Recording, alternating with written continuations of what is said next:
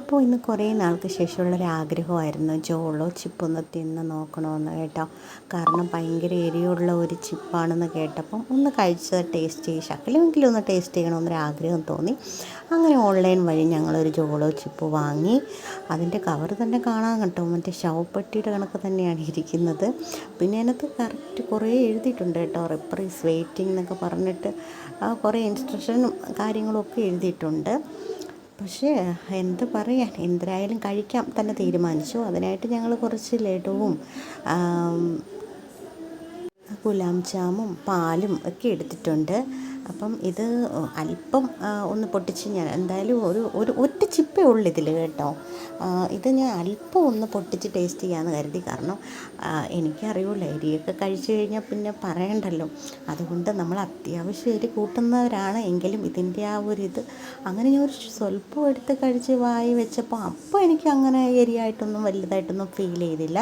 പക്ഷേ ചിലപ്പോൾ ഒരു പച്ചമുളകിൻ്റെ ടേസ്റ്റ്, നമ്മുടെ കാന്താരി മുളകിൻ്റെയൊക്കെ ഒരു ടേസ്റ്റാണ് വന്നത്. പക്ഷേ കഴിച്ച് ഇറക്കി ഒരു 2 മിനിറ്റ് കഴിഞ്ഞപ്പോഴത്തേക്കും നമുക്ക് നന്നായിട്ട് എരി ഫീൽ ചെയ്യാൻ തുടങ്ങി. അതുവരെ ഇല്ലാത്ത, ചിലപ്പം മണ്ടയിൽ വരെ കയറുമെന്ന് വിചാരിച്ചു. നല്ല എരിയായിരുന്നു. എനിക്കങ്ങനെ ഒരുപാട് നേരമൊന്നും എരിയൊന്നും സഹിക്കാൻ പറ്റില്ല. അവസാനം ഞാൻ തോറ്റു കൊടുക്കേണ്ട ഒരവസ്ഥയിലേക്ക് വന്നു. ഇച്ചു ആണെങ്കിൽ കഴിച്ചു, പക്ഷേ ഇച്ചുവിനൊരു എഫക്റ്റും ഇല്ല.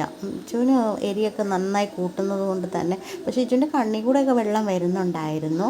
പക്ഷേ എനിക്ക് കണ്ണിൽ കൂടെ വെള്ളമൊന്നും വന്നില്ലെങ്കിൽ പോലും എനിക്ക് ഇങ്ങനെ എരി പിടിച്ച് നിൽക്കാൻ പറ്റാത്തൊരു സ്റ്റേജായി. അവസാനം ഞാൻ തോറ്റ് കീഴടങ്ങേണ്ടി വന്നു. കാരണം ഞാൻ പിന്നെ നൈസായിട്ട് ഗുലാം ജാം എടുത്ത് കഴിക്കേണ്ടതായിട്ടൊരവസ്ഥ വന്നു. പക്ഷേ ഞാൻ കഴിച്ചു കഴിഞ്ഞാലും ഇച്ചു കഴിച്ചിട്ടൊന്നുമില്ല കേട്ടോ. അപ്പം ഞാൻ പിന്നെ ഇനി പറ്റാത്തൊരു സ്റ്റേജായപ്പോഴത്തേക്ക് ഞാൻ വീണ്ടും ഗുലാം ജാം എടുത്ത് കഴിച്ചു. പക്ഷേ ഗുലാം ജാം കഴിച്ചിട്ടൊന്നും എരി മാറുന്നില്ല കേട്ടോ. ശരിക്കും പറഞ്ഞാൽ നല്ല മധുരമുള്ള സാധനങ്ങളോ നല്ല എന്തെങ്കിലുമൊക്കെ അതുപോലത്തെ ഫ്രൂട്ട്സുകളോ എന്തെങ്കിലും കഴിക്കണം. അല്ലാണ്ട് ആരും ഇത് ട്രൈ ചെയ്യേണ്ടെന്നാണ് എൻ്റെ അഭിപ്രായം. പ്രത്യേകിച്ച് കുഞ്ഞുങ്ങൾക്കൊന്നും കൊടുക്കരുത്. പക്ഷേ പിന്നെ ടേസ്റ്റ് അറിയാൻ വേണ്ടിയിട്ട് കഴിക്കാം കേട്ടോ.